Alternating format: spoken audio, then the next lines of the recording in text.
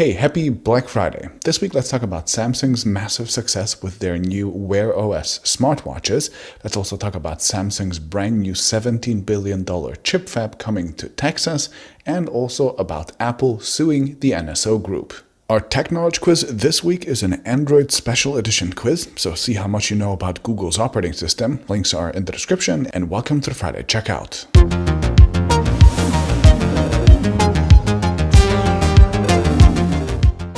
Okay, I think Techtober is officially over because the only major launch this week was the Oppo Reno 7 series in China, which are a series of mid-range phones with the party trick that they have a notification light around the camera bump and a boxy design with narrow bezels that I kind of like. Beside that, Realme's chief marketing officer tweeted out a concept of a foldable phone, meaning that while this exact design is unlikely to come to market, the company is almost certainly teasing a foldable to launch soon. And finally, the Elsonic EK MD088 started trending this week, which is an ultra-weird 8.8-inch monitor from the Japanese brand that's supposed to be used in portrait orientation to display long vertical feeds. Okay.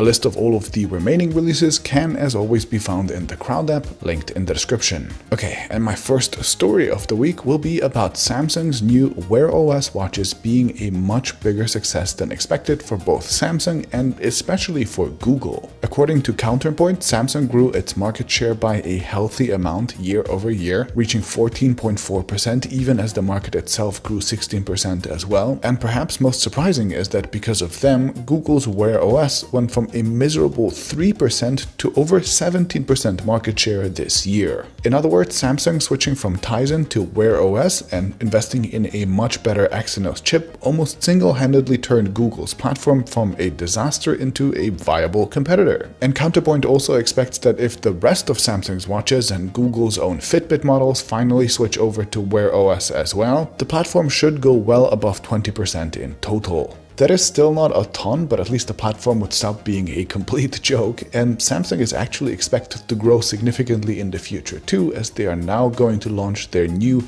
Wear OS based budget watches as well. Of course, the elephant in the room is that Apple's Series 7 watch wasn't included in this quarter yet, so that might flip back the market quite a bit soon as well. But beside that, there's also another major smartwatch story happening right now as well. Specifically in India, where the smartwatch category has grown at almost 300% this year, it seems like local brands, and especially Noise, Boat, and Firebolt, have completely wiped the floor with international players, including Samsung, Apple, and Realme, and they now control around 2/3 of the market by coupling extremely low prices with extremely aggressive marketing. I'm not quite sure how long these local players can last against bigger international competitors, but at the very least, Samsung and Google seem to be on the right path to making their smartwatch offerings more competitive. Okay, and my second story of the week will be Samsung announcing that they're building a huge new chip manufacturing plant in Texas for $17 billion.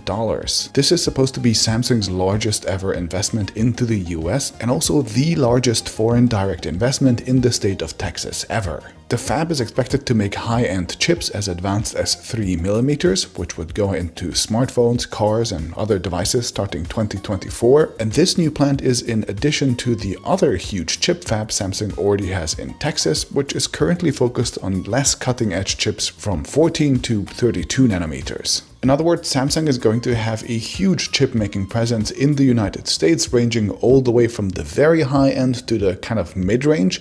And this news is coming as all the governments of the world are suddenly very focused on bringing chip manufacturing onshore and into their region. TSMC announced a new fab in Japan a few weeks ago with a ton of support from the Japanese government. They have already started working on their fab in Arizona. Intel is dancing with European governments to decide where to put their European fab next. The Indian government keeps talking about bringing chip fabs on board as well. And of course, Samsung's new Texas fab was also heavily subsidized by the US government, like most of these deals are, bringing the company billions in tax credits. Apparently, the United States went from manufacturing 37% of semiconductors in 1990 down to just 12% today, and it's a similar story with Europe and Japan as well, so it makes sense that all of these governments want to bring some of that back, especially given all of the new supply chain risks and geopolitical tensions. Okay, and my final story of the week will be Apple suing the NSO Group, the company behind the Pegasus malware that everybody has been talking about lately. Pegasus was malware sold to governments to spy on their political enemies, of course, and while the NSO Group claims only legitimate governments used it only for legitimate operations, of course there are now tons of reports showing quite the opposite, expressly highlighting journalists, activists, etc. getting hacked. So how does one go about suing a hacker?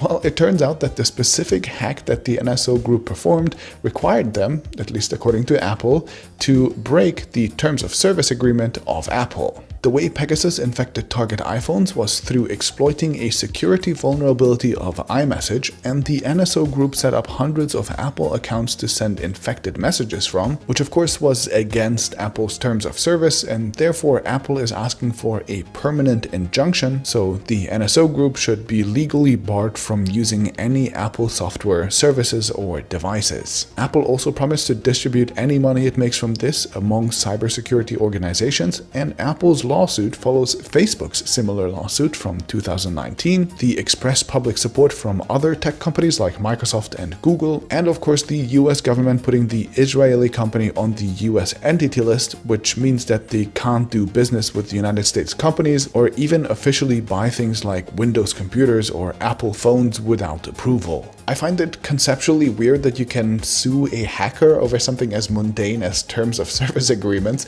but of course the NSO wants to pretend that they are a legitimate business providing a legitimate service, and so as such, they have to take a part in the entire legal system, and they can't really complain, I guess. Funnily enough, Apple has also set up a new system in iOS that will automatically send users a notification if their phone is suspected of being hacked by a state-sponsored entity, which is probably the least desirable notification I can imagine getting. And to finish up, I technically don't have a sponsor this week, but I did want to let you know that there is a Black Friday deal on the CuriosityStream Nebula bundle, bringing the price down to an all-time low of less than $12 for an entire year. So if you've ever wanted to try, now is probably the best time to do so, and especially given that Technorama episode 3 is just around the corner. It should come out in a couple of days. I hope you take a look and I hope you enjoy it. Alright, see you next Friday.